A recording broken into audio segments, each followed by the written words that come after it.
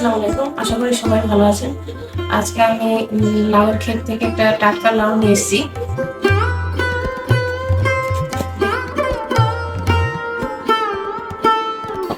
খাঁটি সরিষার তেল দিয়ে আজকে রান্না করবো।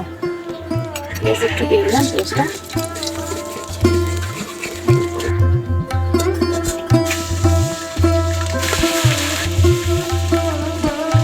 হালকা দিয়ে দিলাম, লবণ দিয়ে দিলাম, ঢাকা দিয়ে দিলাম, পানি দিয়ে দিলাম, দিয়ে দিব হলুদের গুঁড়া, মরিচের গুঁড়া, ধনিয়ার গুঁড়া, একটু লবণ দিয়ে দিলাম, আদা রসুন বাটা দিয়ে দিলাম, একটু পানি দিয়ে দেবো।